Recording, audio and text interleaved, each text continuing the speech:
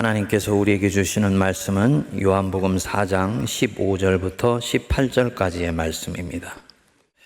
여자가 이르되 주여 그런 물을 내게 주사 목마르지도 않고 또 여기 물 기르러 오지도 않게 하옵소서. 이르시되 가서 네 남편을 불러오라. 여자가 대답하여 이르되 나는 남편이 없나이다. 예수께서 이르시되 내가 남편이 없다 하는 말이 옳도다. 너에게 남편 5이 있었고 지금 있는 자도 네 남편이 아니니 내 말이 참되도다. 아멘. 가로등 등불 아래에서 잃어버린 동전을 찾는 한 남자가 있었습니다. 마침 그곳을 지나가던 사람이 그에게 어디서 동전을 잃어버렸냐고 물었습니다. 그 남자는 자신이 서 있는 곳에서 조금 떨어진 저 어두컴컴한 구석을 가리켰습니다. 호기심이 생긴 이 행인이 다시 물었지요. 동전을 저쪽에서 떨어뜨렸다면서 왜 여기서 찾고 있나요? 이 남자가 간단하게 대답했습니다. 여기가 더 밝으니까요. 여러분, 우리는 살면서 이 남자처럼 많이 합니다. 모든 사람 안에는 밝은 면과 어두운 면이 공존합니다. 바지에 호주머니가 양쪽에 있는 것과 마찬가지입니다. 밝은 면은 나를 드러나게 해주고 반짝반짝 빛나게 해주고 내 인생을 앞으로 전진하게 해줍니다. 반면에 이 어두운 면은 나를 정체하게 만들고 나를 짓누르고 심지어는 내 인생을 퇴보시키기까지 합니다. 우리 대부분은 서두에 말한 남자처럼 자기 밝은 면만 보고 살려고 그래요. 이 밝은 면이 바로 자기 자신이라고 생각하고 살고 싶어 합니다.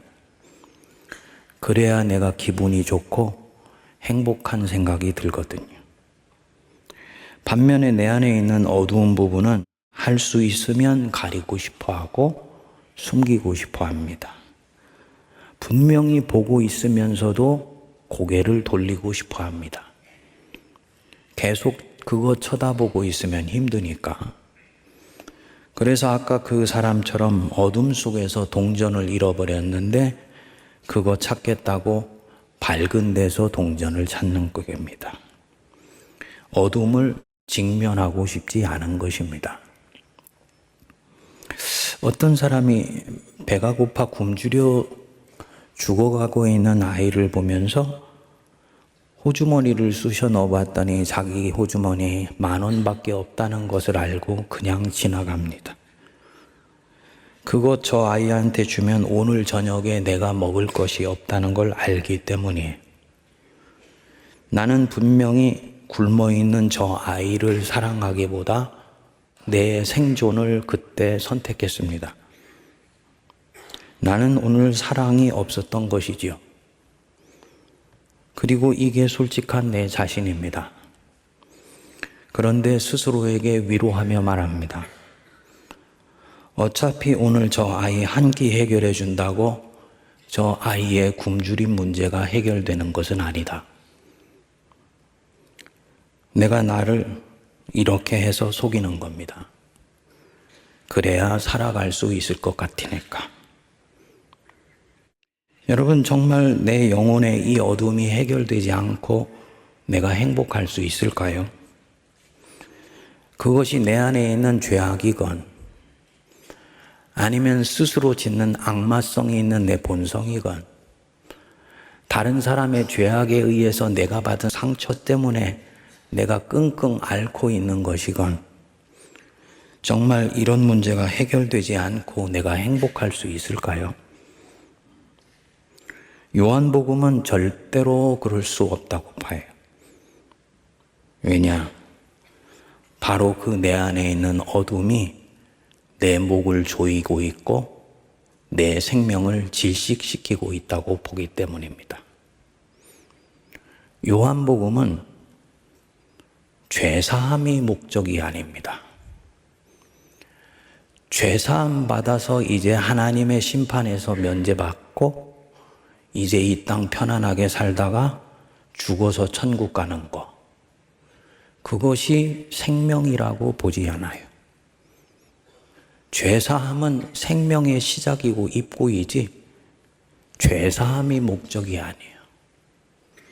한 사람의 인생이 예수 그리스도를 만남으로써 완전히 피어나는 것, 그 얼굴에 있었던 어두운 그늘이 완전히 사라져버리는 것, 혼자 있을 때도 생에 대한 기쁨과 충만함으로 기뻐 뛸 수 있는 것, 다른 사람이 굶어 죽어가는 것을 보면은 자기 오늘 저녁에 굶더라도 기꺼이 1만 원을 내어주면서 하나님의 일에 참여했다는 그 기쁨으로 영혼이 충만한 것, 이게 요한복음이 보고 있는 생명이에요. 이런 일들이 일어나려면 내 안에 있는 이 어둠은 반드시 다루어져야 된다, 이렇게 봅니다. 그리고 바로 그것을 위해서 예수님이 이 땅에 오셨다고 보는 거예요. 내가 온 것은 양으로 생명을 얻고 더 풍성히 얻게 하려 합니다. 그래서 예수님이 빛으로 오셨다고 요한복음은 말씀해요. 그 안에 생명이 있었으니 그 생명은 사람들의 빛이라. 내가 그러니까 예수님께로 향해서 내 존재를 정면으로 터닝한다는 얘기는 빛 대신 예수님 앞에 내 자신을 완전히 노출시키는 것을 말합니다. 물론 노출 자체가 목적은 아니에요. 내가 그분을 통해서 정말 이 목마른 인생이 구원을 받고 싶어서 주님께로 내 존재를 터닝했어요. 근데 빛 대신 예수님의 빛이 내 존재 전체에 햇살처럼 밀려오기 시작하면서 그동안에 내가 직면하지 않았고 애써 가리웠고 때로는 눈을 돌렸고 도망가고 싶었던 내 영혼 안에 있는 나의 실체가 낱낱이 드러나게 돼요. 어떤 사람은 이미 그것을 알고 있었기 때문에 눈을 감고 있었다가 화들짝 놀라는 일이 생기죠. 여러분, 옛날에 보면은 장마가 끝나고 난 뒤에 축축하게 젖은 가마니 확 열어 제쳐 보셨습니까? 확 열어 제쳐 보면 그 가마니 속에 온갖 종류의 진해, 그리마, 온갖 바퀴벌레들이 다 있잖아요. 거기에 햇빛이 들어오는 순간 얘들이 놀라가지고 화들짝 어둠 속으로 들어가는 거예요. 예수님이 우리 영혼 속에서 우리의 모습을 그렇게 비춰 보여주시는 거지. 깜짝 놀라죠. 하지만 또 어떤 사람들은 자기 안에 이런 것이 있었다는 걸 전혀 알지 못하다가 그런 자기의 모습을 알게 되면서 기뻐해요. 드디어 내 문제의 근원을 찾았구나. 이제는 내가 이 문제를 해결하면 살 길이 열리겠구나. 오히려 나를 놀라게 해주시고 나를 당혹하게 해주신 예수 그리스도의 그 은혜 앞에 적극적으로 반응하기 시작합니다. 예수님과 사마리아 여인의 대화 중반부는 바로 이런 대화가 진행이 되는 거예요.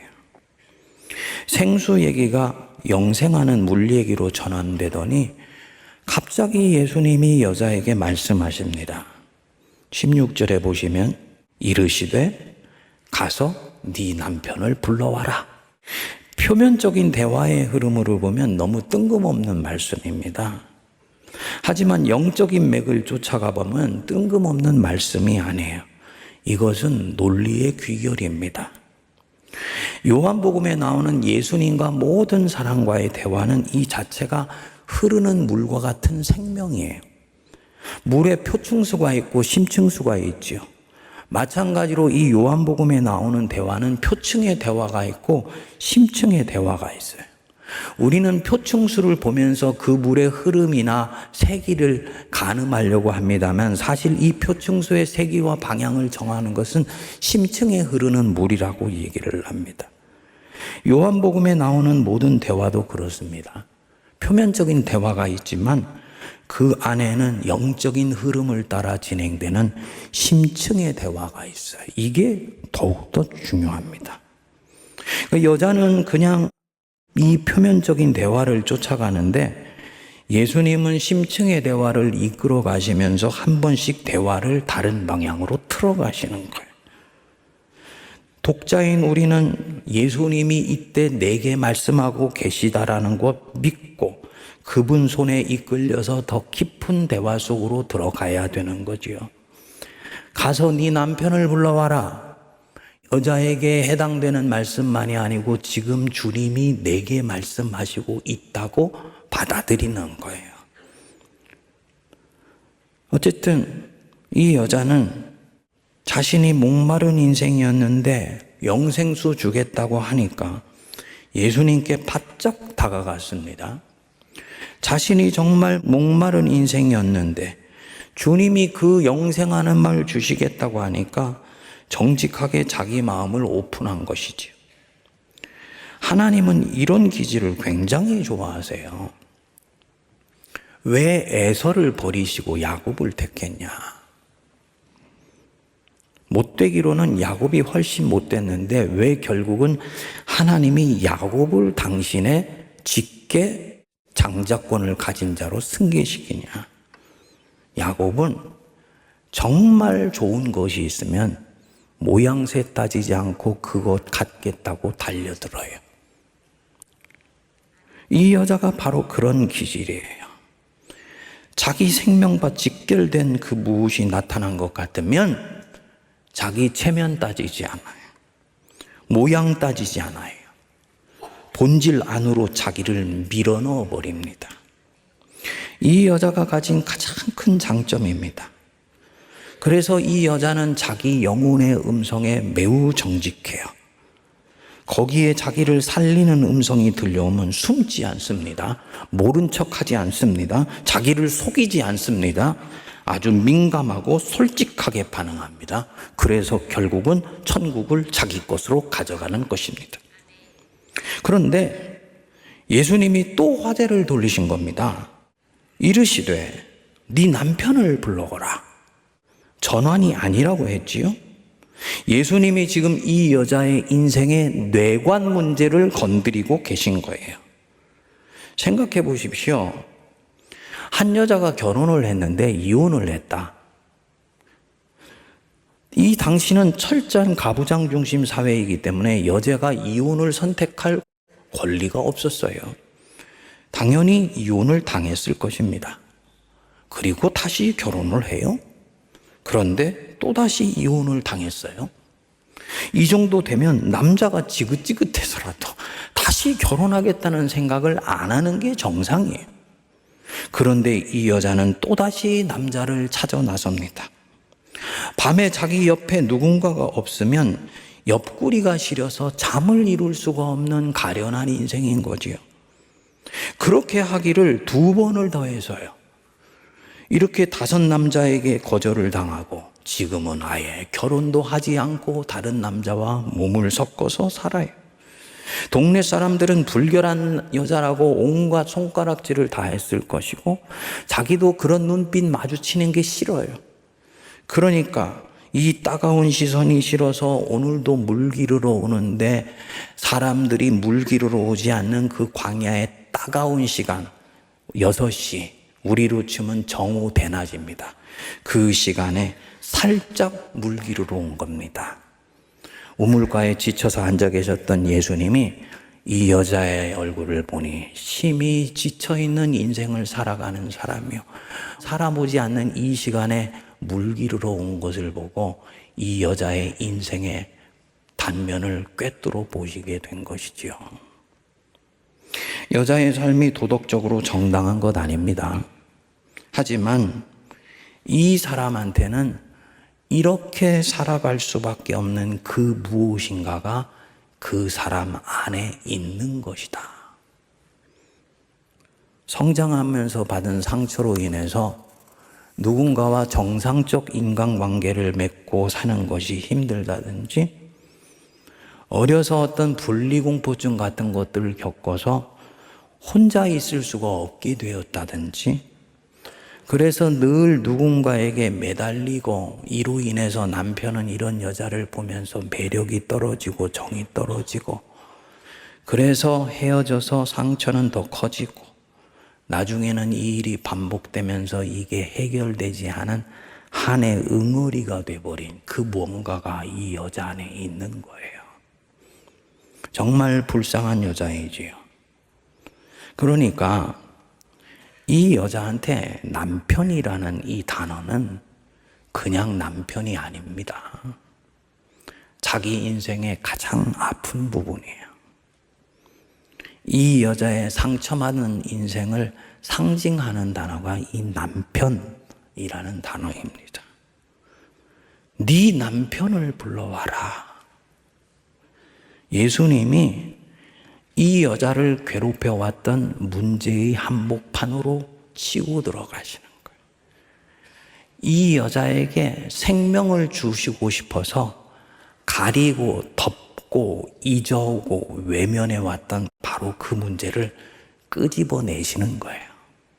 바로 이거 위해서 우리 예수님이 사마리아 국경선을 넘어 관습의 장벽을 뚫고 바로 여기에 와 계신 것입니다.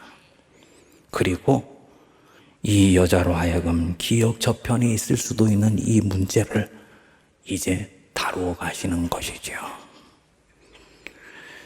성경에는 예수님이 이 여자를 어떻게 대하고 있는지 성경은 그리기 때문에 나와 있지 않죠. 하지만 충분히 이해할 수 있어요.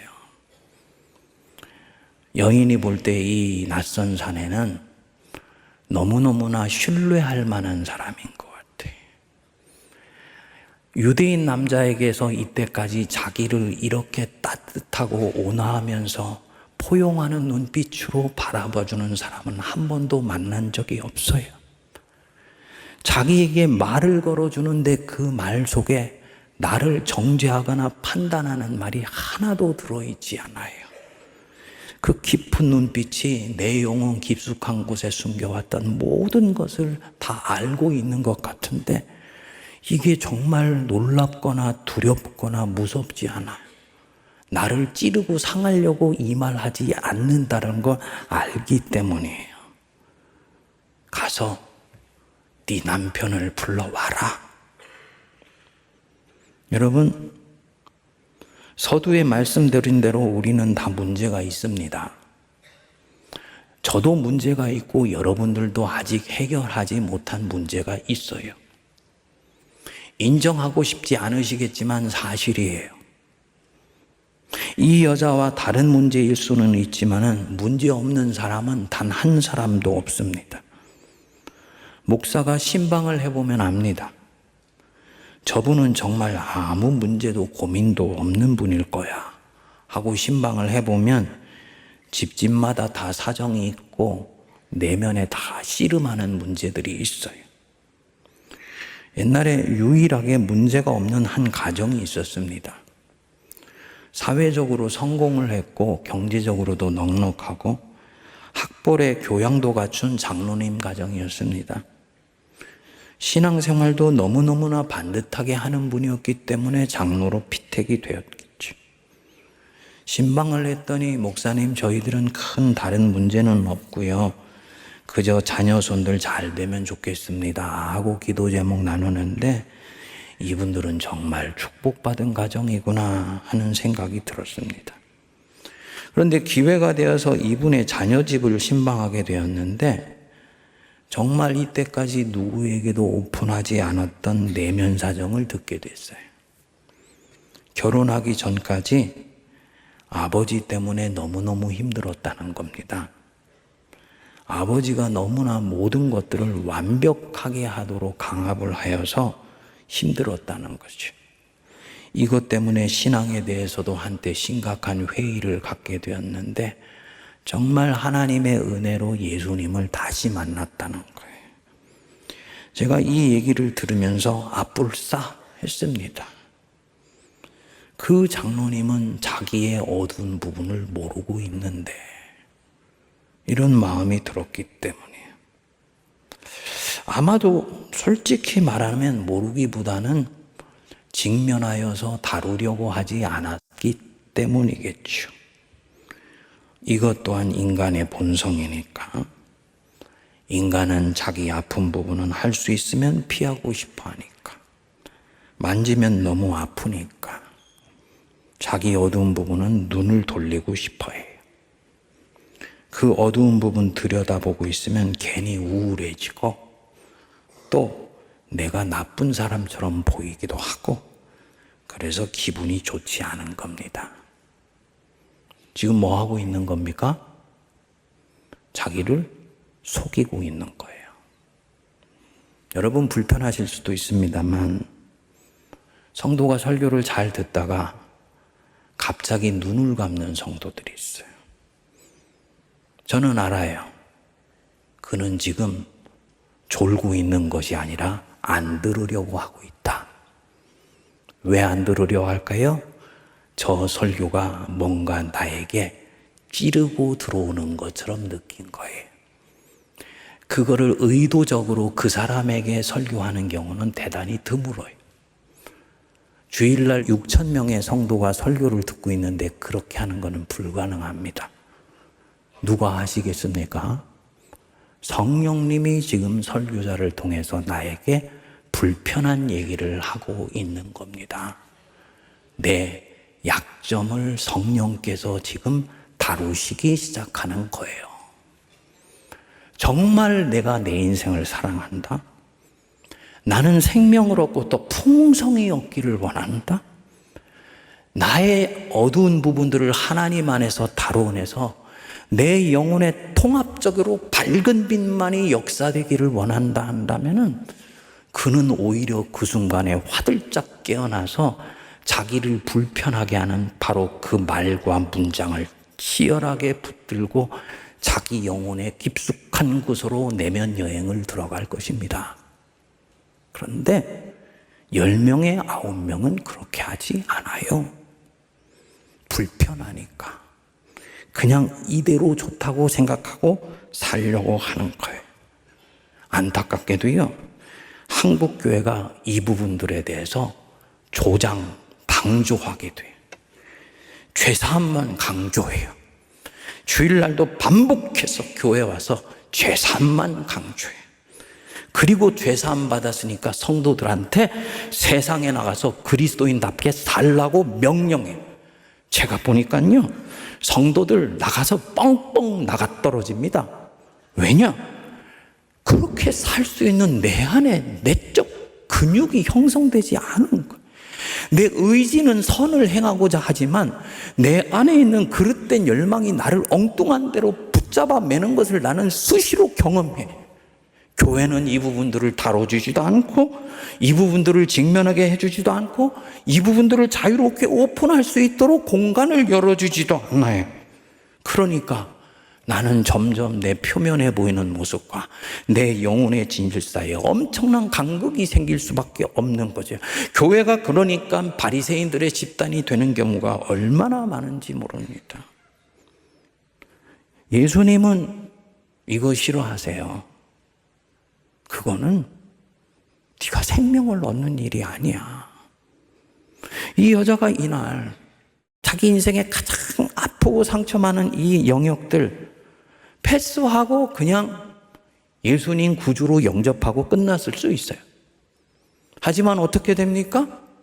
자기 속에 있는 가장 깊은 부분은 다뤄지지 않았기 때문에 주님 보실 때 이 여자는 생명을 얻고 더 풍성히 누리지를 못해요. 주님이 그래서 이 문제를 이 여자를 위해서 다뤄주시는 거예요. 네 남편을 불러오라. 가장 아픈 부분을 건드리신 거죠. 누구한테도 내어놓지 않았던 내 생의 중심 문제를 지금 소환해내시고 있는 겁니다. 네 남편을 불러오라. 이 말씀은 다양한 의미를 갖고 있습니다. 첫 번째로는 꿰뚫어 보시고 있다는 거죠. 나는 너의 상처와 너의 연약함 알고 있다. 네가 신사숙녀처럼 멋있게 단장하고 예쁘게 입고 화장하고 멀끔하게 차려입고 이 자리에 왔지만은 너는 누구에게도 내보이지 않았던 그 아픔 때문에 씨름하고 있는 가련한 인생일 수 있다는 건 나는 알고 있다. 그 상처가 가져온 네 인생의 응어리도 아픔도 알고 있고 네가 그것 때문에 무슨 죄를 짓고 살고 있는지도 나는 알고 있다. 여러분, 그분 앞에서는 가릴 수 있는 것이 없다는 것 인정하시기 바랍니다. 그분은 빛이시기 때문이에요. 둘째로 이 말씀은 이제 생명의 길로 이 사람을 초대하는 겁니다. 네 남편을 불러와라. 이 말씀은 이제는 숨기지 마라. 이제는 가릴 필요가 없어. 이제는 너 그 문제로부터 도망할 필요도 없어. 내가 너를 만져주고 싸매주고 고쳐주고 치유해주고 회복시켜주려고 지금 너에게 이 엄청난 국경선을 넘어서 너에게 온 거야. 말씀이 육신이 되어서 네 앞에 온 이유가 바로 너 때문이야. 이제는 도망가지도 말고 고개를 돌리지도 말아라. 내가 너를 싸매주고 회복시켜 줄 것이다. 아멘 하십니까? 셋째로는요, 미래의 소망이에요. 주님은 나 얼굴 붉히게 하려고 이 말씀하는 거 아니에요. 네가 그 문제 내놓으면 너는 비로소 네 인생을 묻고 있던 그 상처에서 노임받게 될 것이고 네 영혼은 참된 자유를 얻게 될 것이다. 이게 복음이 우리에게 온 이유죠. 우리 주의 성령이 내게 임하셨으니 이는 가난한 자에게 복음을 전하게 하시려고 내게 기름을 부으시고 나를 보내사 포로된 자에게 자유를, 눈먼 자에게 다시 보게 함을 선포하며 눌린 자를 자유롭게 하고 주의 은혜를 증거하게 하려 하심이라. 묶인 데서부터 자유롭고 해방되는 것은 기독교 복음이 가지고 있는 가장 핵심적인 능력입니다. 이거 이 여자에게 이제 주겠다는 거예요. 찌르고 들어오신 이 주님의 말씀에 여자가 정말 용기 있고 진실되게 반응합니다. 17절 보시면 저는 남편이 없습니다. 여러분, 이 말을 하기가 얼마나 힘들었을까요? 남편 아닌 자와 같이 살고 있는 불결한 여자예요. 사람들도 알고 있고 자기 자신도 알고 있어요. 그런데 이 여자가 굳이 드러내지 않아도 되는 이 진실을 오늘 한번 보고 다시는 보지 않을 수도 있는 이 낯선 나그네에게 고백한 거예요. 자기 음지에서 일어나고 있었던 아픈 일을 이 남자에게 오픈한 거예요. 이 순간 이 사람은 노임받기 시작합니다. 여자는 이렇게 해서 자기 인생의 검은 강을 넘었습니다. 묵상해 보면 요한복음 21장의 예수님과 베드로의 대화 같아요. 네가 나를 사랑하느냐? 3번 물으니까 베드로가 마지막에 대답하지 않습니까? 주님, 모든 것을 주께서 하시나이다. 무슨 얘기입니까? 주님, 내가 주님 사랑한다고 말하지만 내 사랑은 얼마나 깨지었으며 파편화되어 있으며 분절화되어 있으며 때로는 절룩거리는 사랑인지 주님이 아시지 않습니까? 절대로 주님 버리지 않겠다고 다짐했지만 저는 결국 목숨이 위태로워졌을 때 그 말 꿀꺽 삼키고 주님 버리고 도망갔습니다. 저는 앞으로도 그런 일 2번 다시 없을 거라고 확신하지 못합니다. 저는 그렇게밖에 주님을 사랑할 수 없습니다. 주님이요, 이 고백을 기뻐 받으셨어요. 자기의 한계를 알고 자기의 죄성이 있다는 걸 인정한 자체로 이제 이 사람은 은혜를 붙들고 일하기 시작한다는 걸 믿기 때문이죠. 지금 이 여자가 그 고백 같은 것을 하는 거예요. 레슬리 뉴비긴이 요한복음 강에서 이 대목을 이렇게 말했습니다. 여인은 자신을 변호하거나 죄를 감추려고 하지 않는다. 이 낯선 일을 신뢰하기로 결심했기에 가리거나 숨거나 뒤로 움츠러들어 물러나지 않는다.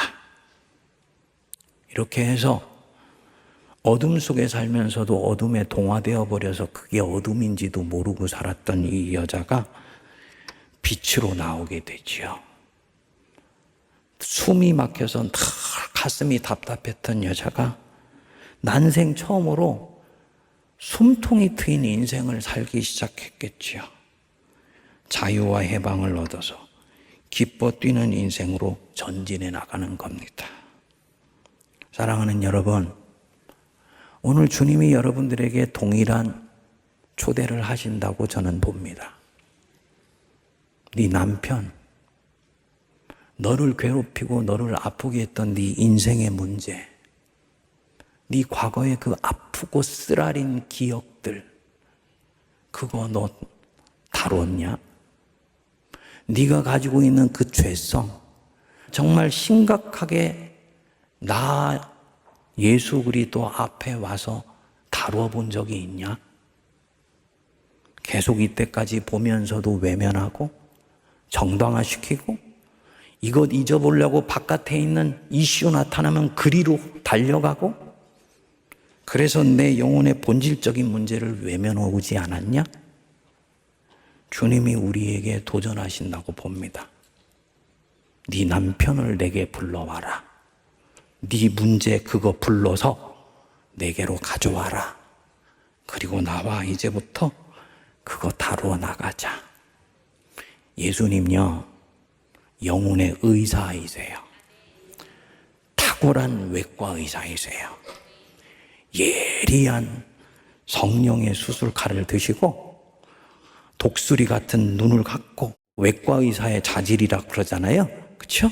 독수리 같은 눈, 사자와 같은 심장, 여성처럼 아주 섬세한 손길, 이걸로 우리 영혼 속에 있는 암덩어리를 도려내시는 거예요.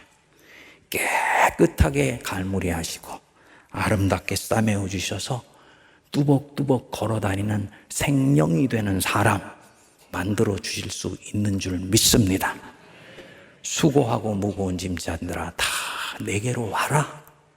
내가 이제 네 영혼의 그 멍에와 힘든 거 내려놓고 내가 너에게 쉼을 주겠다 말씀하시는 주님에게 아멘으로 반응하는 우리 모두가 되기를 바랍니다. 기도하겠습니다. 하나님 아버지, 대저 표면적 유대인이 유대인이 아니요 이면적 유대인이 유대인이며, 표면적 육신의 할례가 할례가 아니요 할례는 마음에 할지니 그 영에 있느니라 말씀하셨습니다.